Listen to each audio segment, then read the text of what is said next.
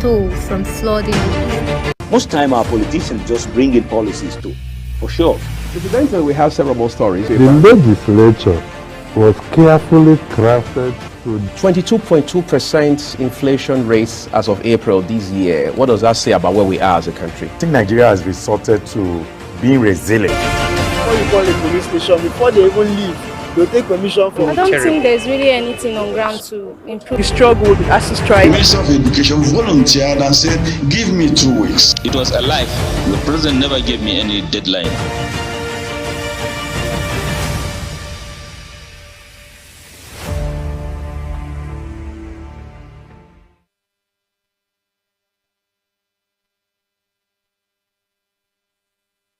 Good morning. It's a beautiful Sunday morning on Global Television, and yes, it is Global Morning on here. We are here right now, and we're just going to be going through some very political issues, making rounds, and of course the newspaper review. And just sit back, relax, and it's a Sunday, like I mentioned earlier. Most of our Christian faithfuls some are in church, some are just relaxing at home. But what are you doing at the moment? Hope you're allowing me to grace your TV screen this beautiful Sunday morning. I am Jumai Manson, and I'll not be doing this whole conversation from now till when we wrap up the program. I will be doing it with Professor Ibrahim Ado Abubakar. He is a political and security analyst. Do not go anywhere. The program Global Morning continues shortly. Stay tuned.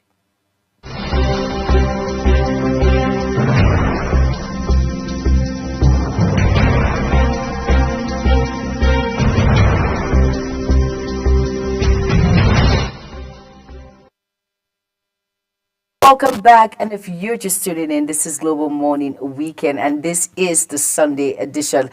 Good morning, Professor Ibrahim Ado Abubakar. It's great to have you on the program. Good morning, and good morning, everybody. This Sunday morning, and thank you for taking me. All right, we're going to be looking at some issues making rounds before we delve into the newspaper review. Of course, we heard that President Bola Ahmed Tinubu has appointed the governing board of the Northwest Development Commission, subject to Senate confirmation. Of course, Abayo Ononuga, who is the special advisor to the president on information and strategy, disclosed this in a statement. Now, the president says the nominated board members are expected to contribute their wealth of experience and expertise to the commission's mandate of developing the Northwest region. Now, he further added that the NWDC will focus on catalyzing significant growth, economic empowerment, and social development of the region. Now, let's look at all of these very importantly. Do you think these individuals that are nominated, they have that worth of experience that was mentioned? Well, I didn't want to pick it from the individuals, but I want to pick it from the perspective of the Northwest Development Commission. Over time, when the issue of the South-South happened that brought about Niger Delta Development Commission, I said it and I was suspicious of a game. But today we have already created the Northeast Development Commission, and we have now created the Northwest Development Commission, I think the Southeast Development Commission. If we go on this route, we are also going to create the North Central Development Commission and the Southwest Development Commission, which is going to actually cause a lot of divisions in the national arenas. So if you watch this scenario, we are not going to end the game by just creating the Northwest Commission or the Southeast Commission. We are also going to create the the North Central Commission, because it is a thread that is moving like a train, and people are not watching what the thread is going to end with. Politically and objectively, it is actually affecting the security of the nation and also the political structure of the nation, which is creating more divisions. The divisions we used to have is tribalistic division, but today we're also having security divisions. And again, we're also having religion division. By creating these commissions, who are actually not having that cloud of saying this is the direction we are going to follow. No matter the policy framework you use in establishing a commission, how long is this commission going to stay? We have created commissions that has lasted 30 years going to 40 years, going to 20 years. Commissions are always become corrupted after 5 years. So since these commissions have no lifespan, where are we heading to? Because when they become corrupt, will you be able to curtail them? No. For the appointment, I know that the MD of Northwest Development Commission is Professor Maggi. Professor Maggi, from the little I know about him, will be able to raise his head anywhere and stand on his ground to say, this is my administrative template, these are management templates. Okay. The others, I will not be able to speak about because I don't know them. Okay, now, Professor Ibrahim, now let's look at the Renewed Hope agenda with all of that it contains and everything that the president have said moving forward, talking about carrying everyone along. If you remember his speech, carrying everyone along, let there be tracking system and all of that based on this. Now, appointing these individuals, or will you talk about this particular mandate, do you think it will stand the test of time? When you say Renew Hope agenda, it is his own political agenda of Mr. President. But does he have the drivers? Because it's for you to say, this is my agenda, and this is where I'm going to. But do you have the people that will actualize this dream for you?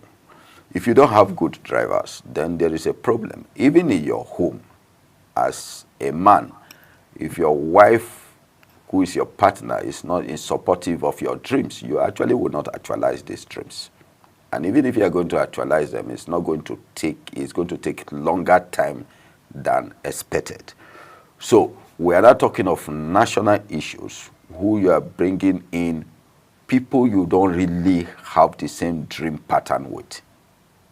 But from what we read, they are well grounded in their area of expertise. So you may be grounded in your area of expertise. Management and administration has nothing to do with intellectual values.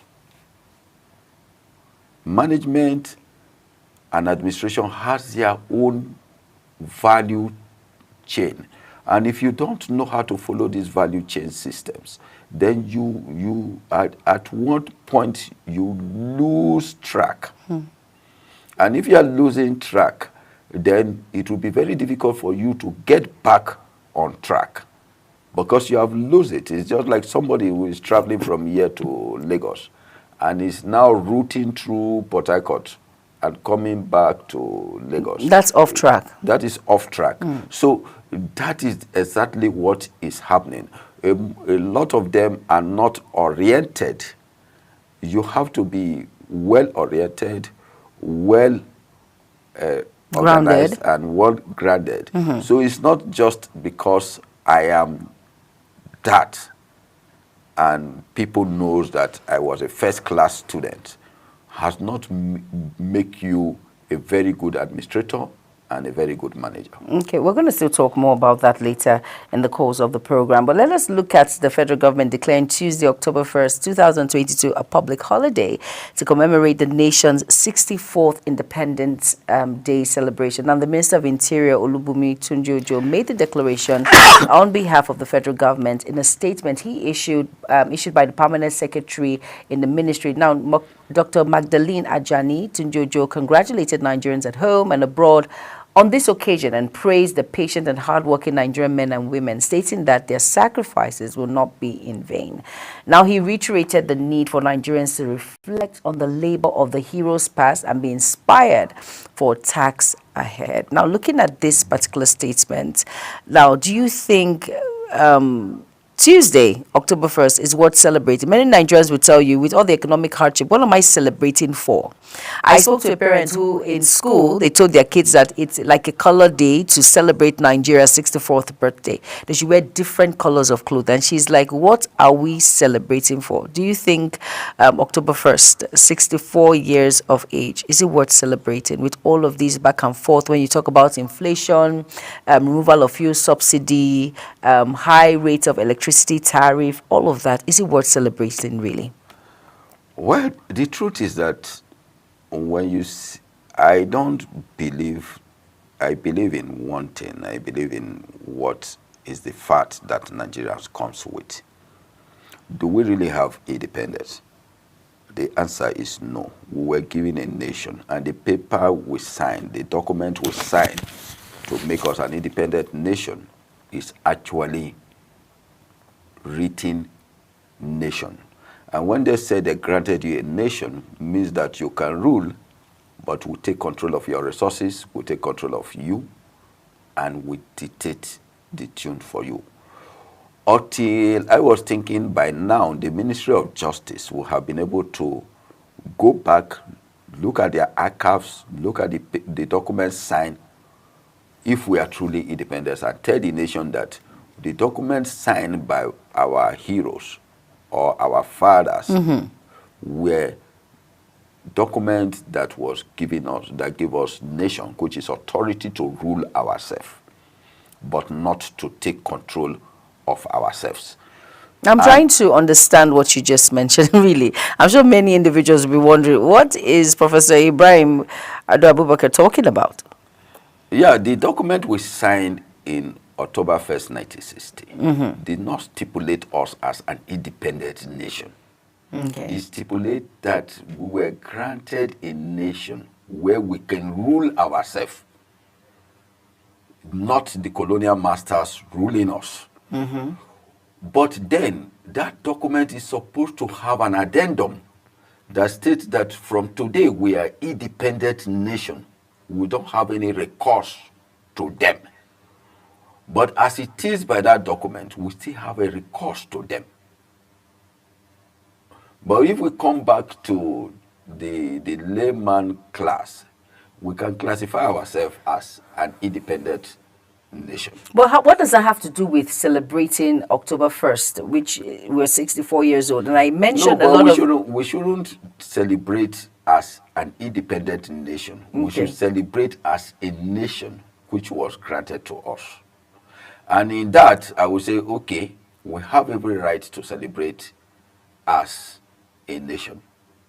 I agree to that. Then, secondly, we have had so many terminal holidays. We have Democracy Day. We have May 29, and we have June 12th.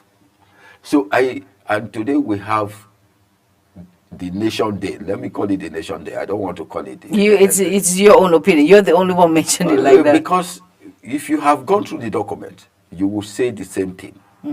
If they think they want to prove me wrong, they should bring that document so that we go through it, analyze it, look at it as a document. So we're not celebrating independence now. We are not supposed to celebrate. We're celebrating the Nation Day. Yeah, we are supposed to celebrate. Okay, according to So if you go through that document, then you now know that you are celebrating a nation, which gives you a right to say you are Nigerians and we are ruling ourselves.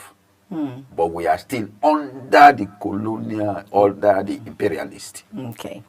All right, you just heard that from Professor Ibrahim Ado Abubakar. But let's quickly go on a very quick break and we will continue with Global Morning Weekend Sunday. Don't go anywhere. Stick around.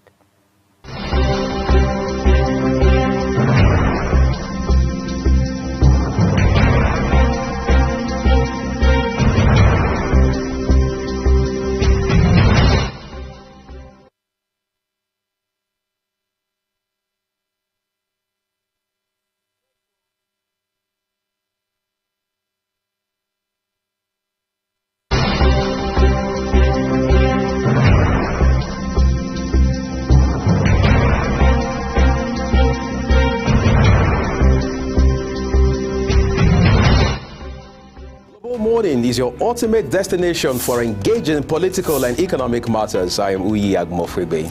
And don't forget to include social discussions. Tune in every weekdays from 7 a.m. to 10 a.m. I am Queen Agaba.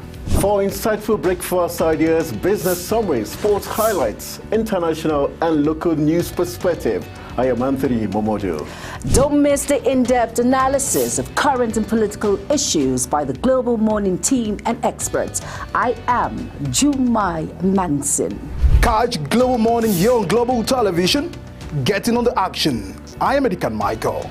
We are the Global Morning Team.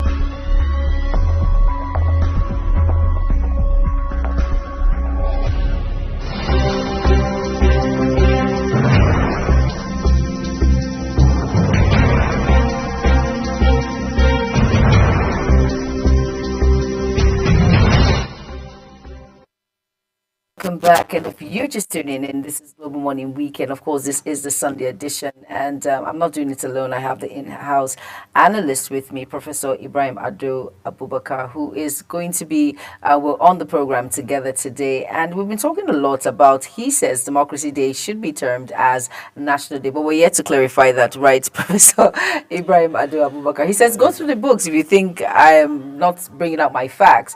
But now we're going to be moving on to the health sector now. Now, the National Association of Government General and Medical Dental Practitioners have raised concerns over the current doctors to patient ratio in Kano State, now threatening to embark on strike on Independence Day, which is October 1st.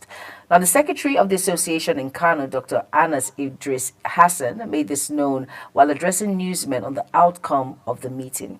He stated that despite reaching an agreement with the Kano State government in June, the government had yet to respond to its demand, including hazard allowance, specifically the post-COVID-19 hazard allowance, which had been paid by the federal government since 2001. But yet to be paid by the state government. Now, Dr. Hanas further mentioned that newly employed medical doctors who were hired by the state government in September 2023 had not been paid their salaries. Now, looking at this critically, Professor Ibrahim Ado Abubakar, now, do you think we keep going back and forth when it comes to the health sector? Now is the Dental Association. We heard about the nurses that came out, and now medical doctors who are not even talking about the allowances. Well, we know the issues about the health sector with doctors, the Japa syndrome and all of that. Do you think we do not take our health sector seriously in Nigeria? It is not just about taking our health sector seriously. We have not taken any sector seriously. Mm-hmm. I know that in the 80s, the 70s to the 80s, people come here for medical tourism. I don't want to call names anyway. To University of Ibadan Teaching Hospital, University of Lagos Teaching Hospital, to Ahmadu Bello University Teaching Hospital. Today, we are the one going on medical tourism. What has happened over this time and over this period? Technically, there is something wrong somewhere. I don't think, that is why I said when a commission overstayed more than 5 years, it becomes corrupted. We now establish salaries and wage commission. What is the function of salaries and wage commission, and for how many years has that commission been there? And we have not been able to address the issues of salary, of wages, because that entity must remain. Why must the entity remain when we have IPPIS, when we have the ministries, when we have the parastatals, and where we have the agencies that are supposed to address the issues of their salaries and how they are paid? But now, the body now rests on one single item. And that is where the corruption comes in. And a lot of things is that, have we not been able to generate an e-salary method or e-wages method for that wages and salary commission to collapse? Because they are supposed to work with the national budget and national planning, where we now know that this is the plan of the regional plan for the health sector for the next 5-10 years. And that is being followed holistically. If you are doing a business and a businessman, you have a feasibility studies. And if you have a feasibility studies, you follow the timetable and the context of that feasibility studies on your growth and development. So if we don't have this in the bodies, it means that we are not thinking of growth and development. And that is what is happening in all the sectors. If you go now, they will tell you they have a minimum wage of 70,000. And as a wage collector, wage is not salary. Meaning that what is this minimum wage for? Is it supposed to be a daily wage? Is it for hourly? Or is it for weekly? Or monthly? You cannot say you have monthly wage. It's no longer wage. But in our Nigerian setting, that is how we look. That is the problem we have. When we but say let me ask Nigeria you. Setting, let me ask you a question. We should say, if we are saying minimum salary, everybody would know that comes in every month. But we know that is where the category of the minimum wage falls in. No. When we should use the language. But that's the language that it is. And wait a minute, Professor Ibrahim, I want to ask a question. With all of this back and forth that we've been going through, do you think there's a bone of contention somewhere? Because we do not understand. This particular sector comes out and tells us this. Now the Dental Association comes out and tells us this. Now nurses comes out to tell. Are they not working in sync? They're all health sectors. Don't you think the same rights that are given to one should be given to the other because they're under the umbrella of the health sector? You see, we have gotten to a situation where we now say we have some privileged group and some are non-privileged groups. Which is? So a medical practitioner that I know, if you call them medical practitioners that I know, will say, I am a medical practitioner. Yeah, if you don't call a medical practitioner a doctor, you are in trouble. So we have this kind of classifications that make somebody who went to the medical school and graduated and have MBBS to sit down and tell you that I am a doctor. So these classifications has actually boarded in the minds, forgetting that those attributes or those classifications were made when we were having very few medical practitioners. When people like Ahmadu Ali, people from the north here, when people like Ahmadu Ali, Professor Jibri Aminu and the rest came out from the medical school, they were very few.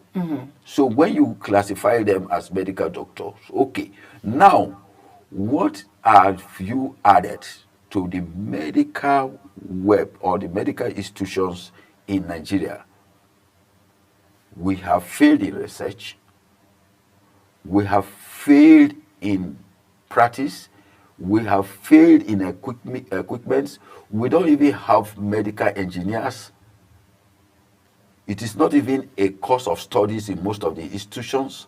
So we have a lot of things that are supposed to be psychologically, to be thrown to a psychologist, are being handled by medical practitioners. So they become all-round people. I have seen a medical practitioner attending to something that has to do with physiotherapists. A physiotherapist supposed to handle somebody like an anatomist has to handle something that a clinical psychologist will have handled. So we have seen all these things happening because they want to play a superiority game. But you are not a professional in those areas. So we have the midwives and the nurses. You will see a nurse actually integrating herself or himself from a midwife, as if they are not supposed to be partners. Working together to achieve one aim. You see a medical practitioner telling the nurse, making the nurse believe as if, and the nurses has areas of specialization like the medical practitioner, a psychiatric nurse, a surgeon nurse. We have all the nurses that are qualified, like who are supposed to work in partnership, serious partnership with the medical practitioner. But yeah, it is the medical practitioner or nothing else. And the thing is, in your own words, they have more privilege than others. Yeah, the medical practitioner has more privilege than the other medical head setters, managers. Okay. All right, now we're just going to talk about the new minimum wage before we delve into the newspaper review, which is coming up shortly. Now, 7 months after it began negotiations that ended with, we all know, 70,000 naira as the new minimum wage. Now, the federal government began payment of the new salary and its consequential adjustments to public servants across all levels of the federal civil service. Now, this means that over 1.2 million civil servants of the payroll of the federal government will be paid the newly approved minimum wage beginning since September. Now, let's look at that. The minimum wage, 70,000 naira. What's your take when other states are still struggling to pay the 30,000 naira, 35,000 naira minimum wage? Now, 70,000 naira. Do you think this is sustainable, looking at some states and other states at the same time? The truth is that I feel 70,000 naira is minimum wage is being a song that is supposed not to be heard of. Why I said so is that it's too low for an average Nigerian to receive 70,000 as minimum wage. But wait, I want to interject. Are you saying that because of what is happening now, the economy at the moment, or you're just saying it generally? It's general. Okay. Because if I am in place of status, I would have said every sector in Nigeria can generate their own funds.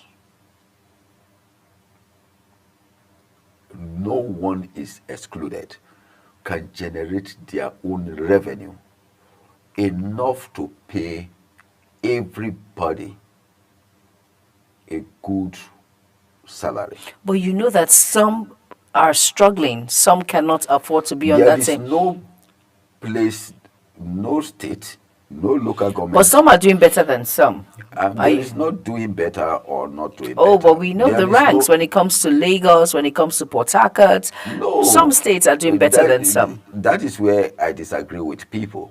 What have you done with your local government or your state to enhance your revenue? None does that.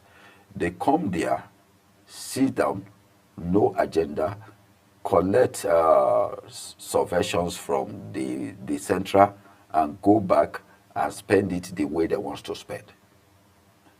That is, you cannot see a state now that has said, I have invested in this. I have done this so much. Some even go to the extent of collecting loans from international organizations, international banks, and the rest of other financial institutions. But you will never see where they spend these loans on. A state is supposed to have its own template of growth. We are not developing our states. We sit down as state executives, but we are not developing our states. How? I want to ask, can you compare a state like... Yes, but wait a minute. Please, I beg to interject. Now, let's look at a state like Zamfara, for instance, and Lagos. You cannot compare. The revenue that comes out of Lagos State is massive compared to what Zamfara has. I'm just giving an example for us to understand, please. Okay, let me put it this way. Look at Lagos generally. What is in Lagos? Toll gates. It was the growth.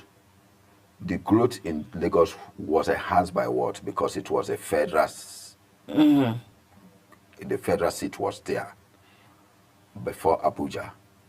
2, they have the seaport, they have the international airport, and the rest. But if you look at the materials in Zamfara, I can tell anybody, and anybody can come and challenge me here. Zamfara can generate comfortably $500 billion annually. If you know the kind of things that are in Zamfara. So the governor of Zamfara, if he cannot start where he can generate $1 billion to $2 billion to $10 billion from the creation of Zamfara State till today, I feel that Zamfara, which is almost about 20-something years old now, we have been able to start generating about 20 billion US dollars by now from the resources they have, if not 100. But let's say if the governors of Zamfara over time have started generating from the resources they have 1 billion, 2 billion, 5 billion, 10 billion, Zamfara will not be where they are now.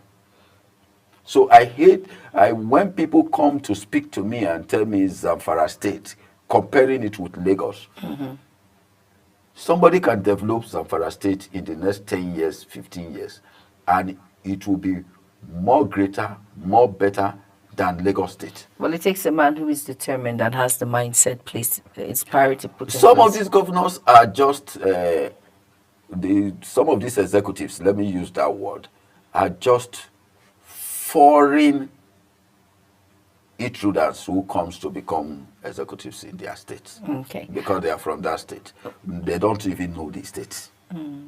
Okay, that's about all in the first discuss of the day. Next is the newspaper review, and we'll be back shortly. Do not go anywhere. Stay tuned.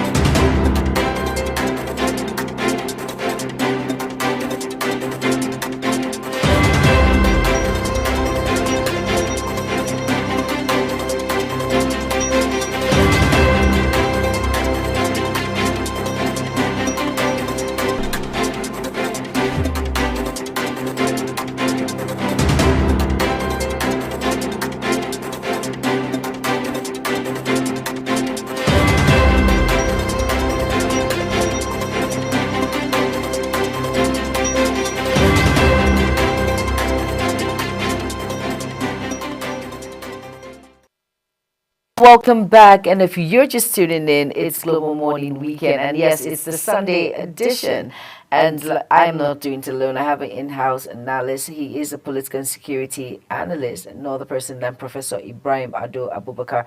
Thank you again for being a part of the program. Thank you very much. And now it's a newspaper review segment, and we're going to be starting with our first paper of the day, and it's the Leadership Sunday.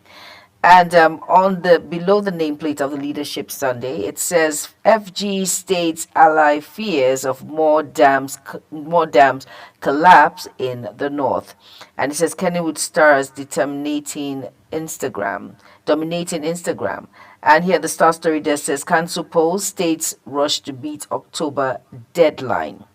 And the kicker there says Zamfara, Katsina, Nasarawa, 5 others may lose local governments allocation.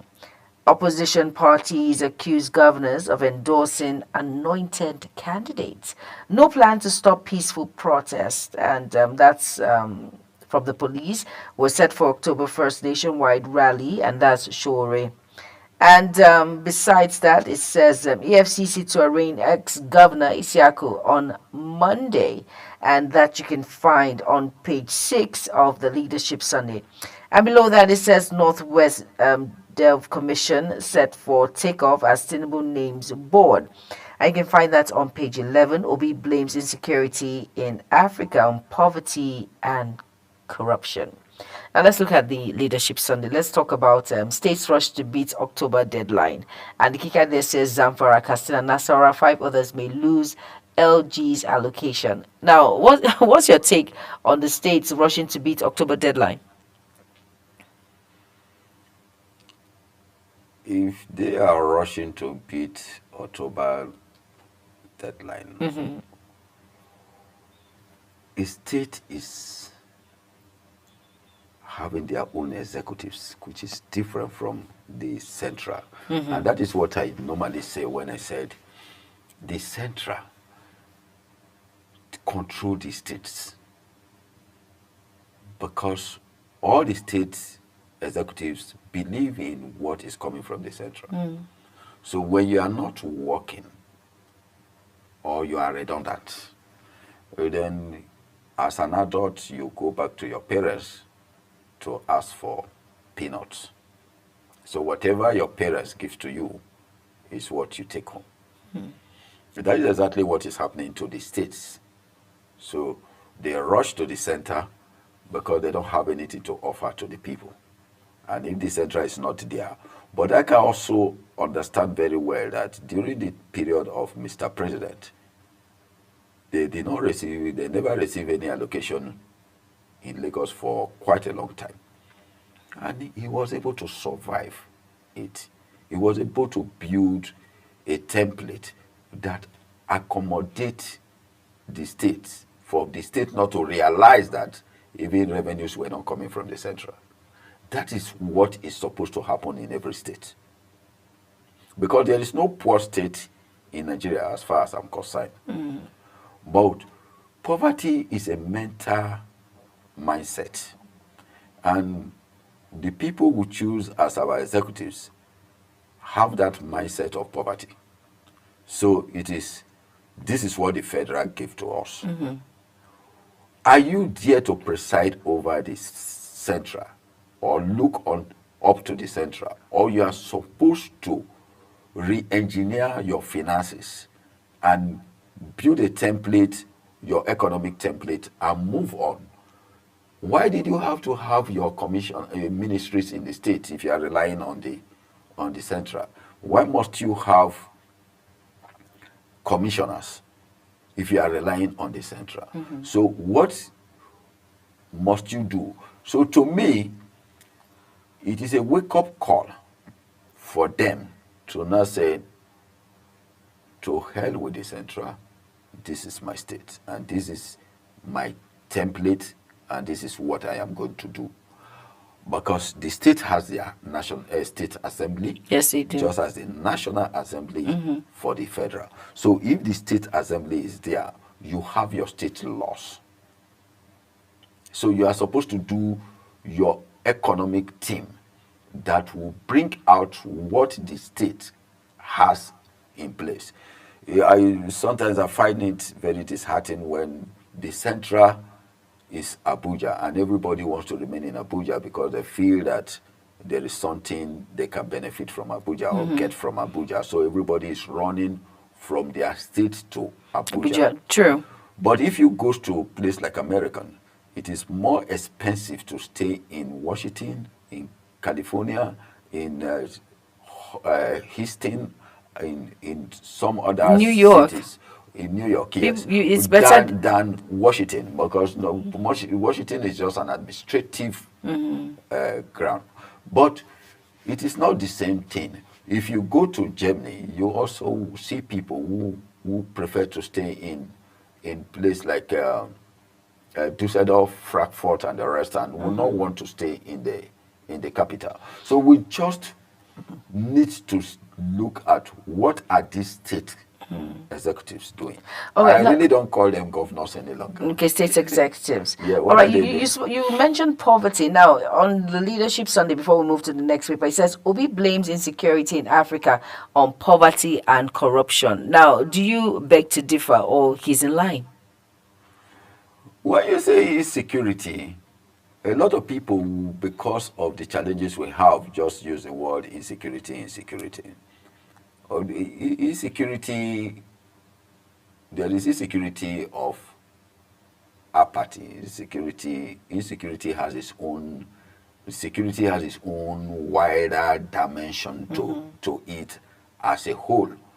But poverty, they said, hunger knows no face.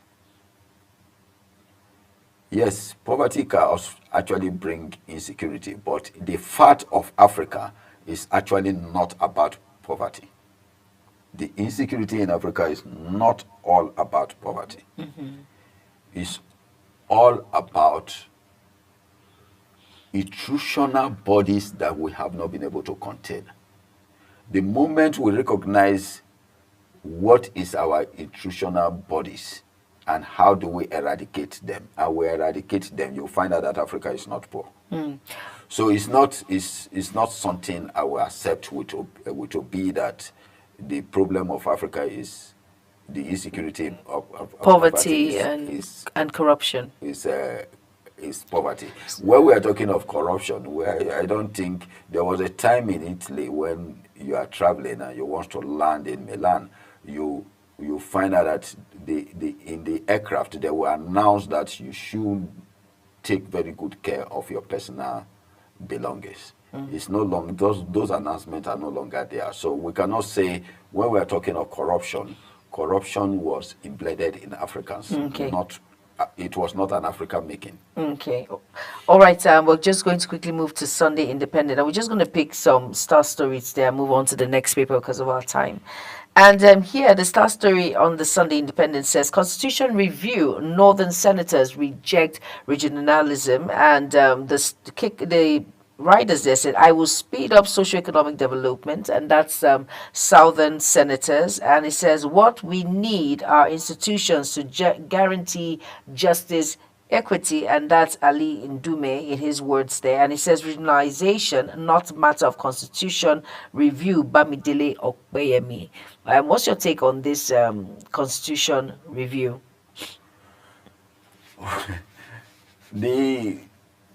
The Constitution itself put together on whose interest and service is it there for? So you don't make laws just for a certain class of people. You make laws that edify the whole nation. True. They edify the whole society, that people will look at that these laws actually has impact and effect on me, and such laws will also be implemented the way that will serve everybody's interest. In most cases, the National Assemblies it's not an issue of we want to review or we want to rewrite or we want to underwrite the Constitution. No. It is an issue of the people has no impact on the Constitution. You cannot be a National Assembly or you cannot be a lawmaker and come here to sit down in Abuja for 4 years and go back to the people looking for their mandate. All lawmakers are supposed to go back to their constituents where they interact with the people, knows what are the people's problem. Not sitting down here and said first reading, second reading, and you have to understand the need of the people. Yes, there are laws you make now for my people, from my constituent, and they don't even know the laws. So, in many ways, I used to tell people that in Nigeria, you cannot say ignorant is not an excuse. Ignorant is a very good excuse in Nigeria. Okay. All right. Still on the Daily Independent, there's some stories now we'll just quickly read through. And it says, Borno flooding, federal government begins impact assessment on livestock. And you can find that on page 7. Now, Tinubu's directives increase oil production from 1.4 million to 1.7 BPD NMPCL.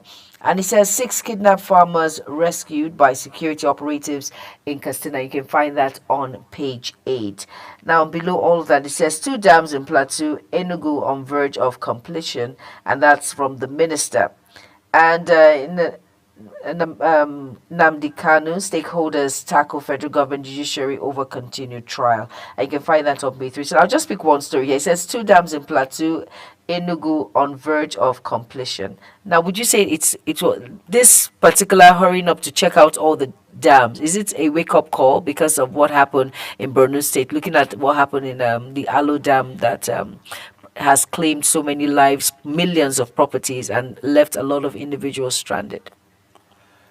Well, if you are a core engineer, you know that every year you are supposed to check the dams, mostly the spillway of the dam, and in every year you are in every 5 years you are supposed to do integrity test on a dam.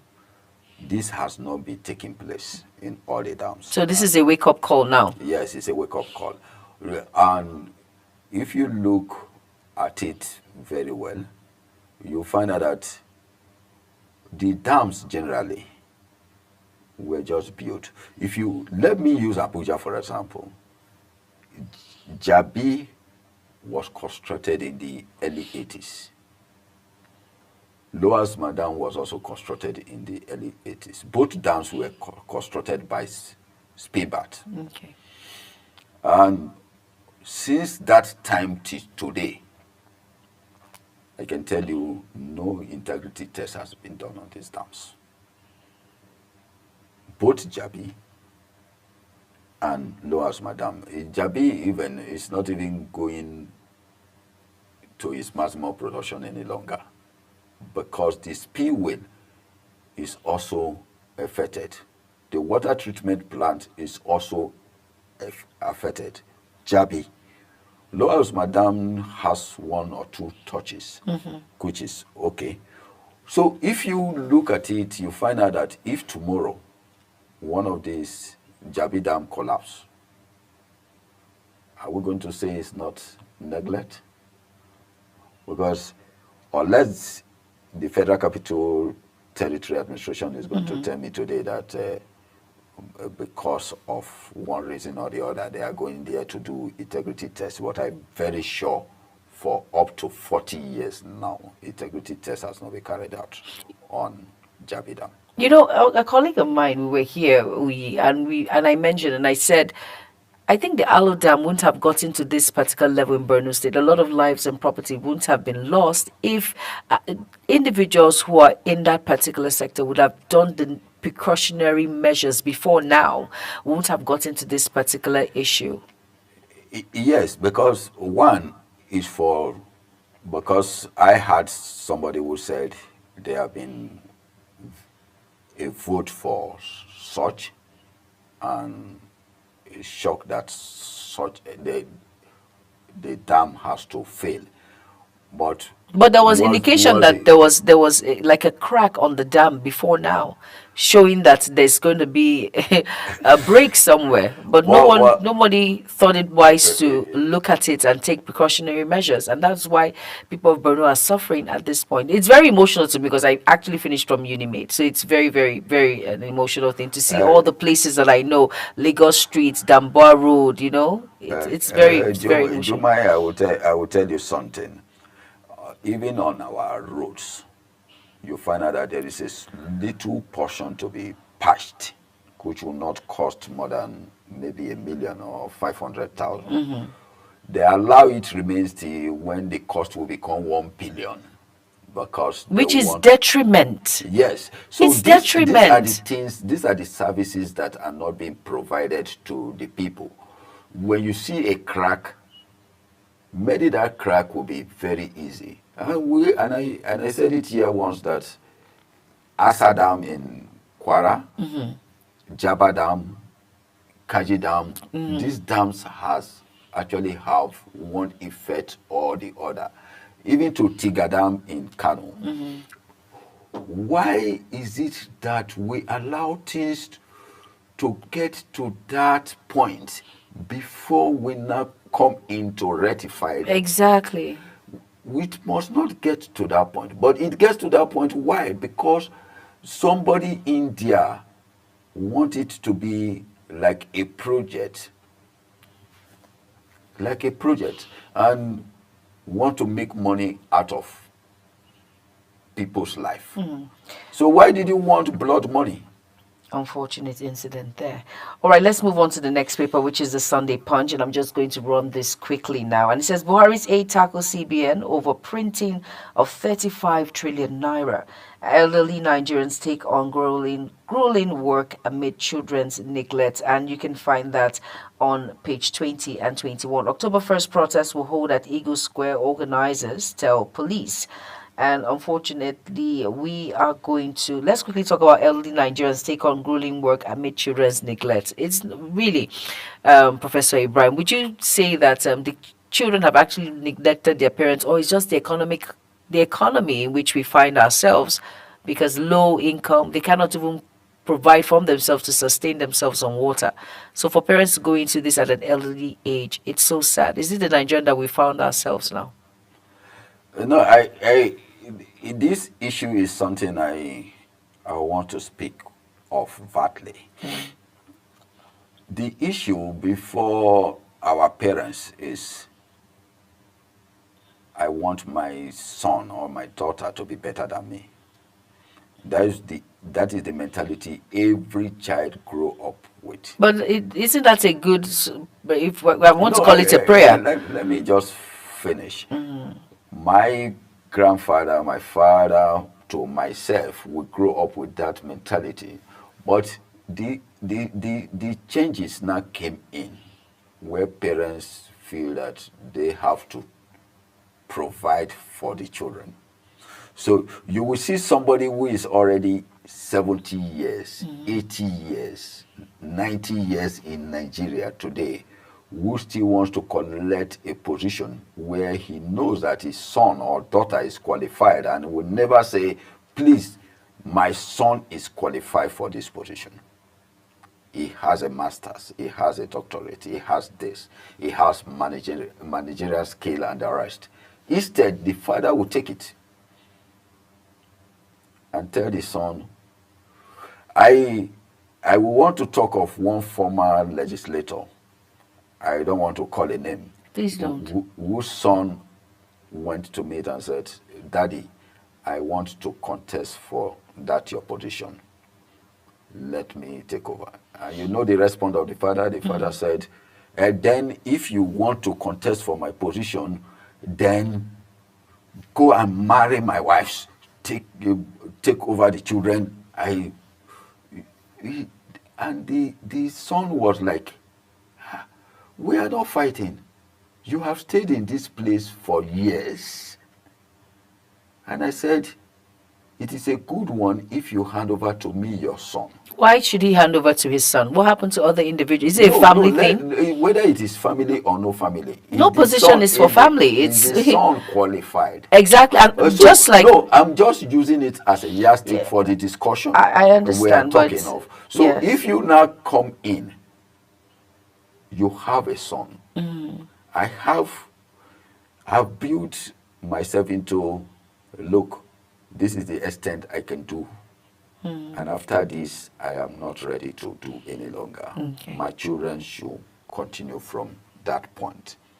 So when you are seeking for some positions at some certain age, when you know that you are already getting weak, when you know that vibrate is not there, when you know that that emotion is not there, because leadership has to do with physical embodiment, emotional embodiment, and spiritual embodiment. When you don't have these three embodiments complete, then you are not a leader any longer.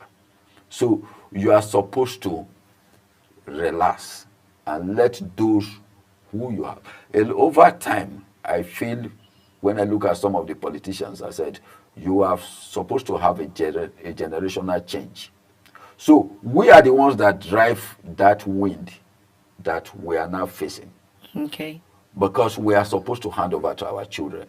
When we say children, our children must not be our biological children, but we are supposed to have brought up people who have said, people like Zeke, brought people like Mbakwe, brought people like...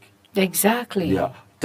Awolowo brought what was the new generational Westerners.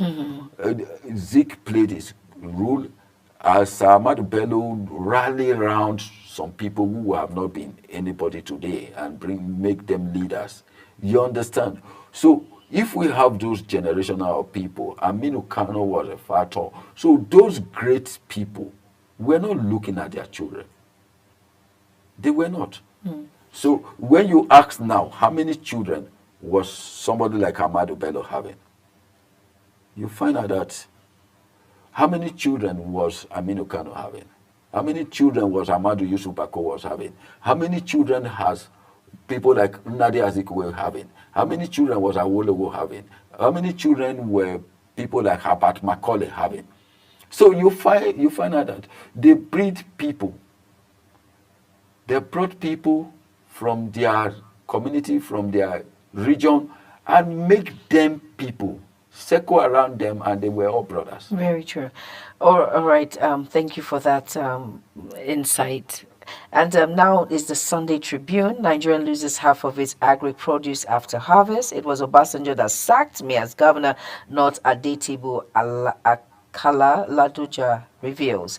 And the star story there on the Sunday Tribune says, constitutional review, agitation for regional government tears senators apart.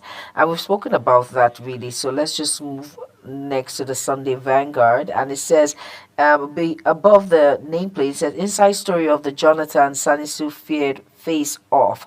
Observers release damning reports, and drum of nationwide protests beats again. We're going to really talk about the protests that it's lingering around for tomorrow, for Tuesday, October 1st. And roads, waterways in 7 states where kidnappers reign. And the last paper is Wike to PDP governors backing Fubara and bigger than you. And it says if I should, and here it says Constitution review, Northern Southern senators disagree over regional government, and witness how I delivered 15.8 million cash to ex-governor Sowan at home. And basically, thank you so much for being a part of the program Global Morning Weekend today. We have to wrap it up on the program. Thank you so much, Professor Ibrahim Adu Abubakar, for making our time to be here on the Global Morning Weekend Sunday special. Thank you very much, and thank you, the listeners, for getting it around with us today. All right. And with that, I have to wrap it up. Thank you all. Hope you've learned one or two when it comes to information's making round in the daily papers. Please go out and get yourself a copy. I'm still well informed. I am Jumai Manson. Thank you for making our time to be a part of the program this morning. Have a beautiful day ahead. Bye-bye.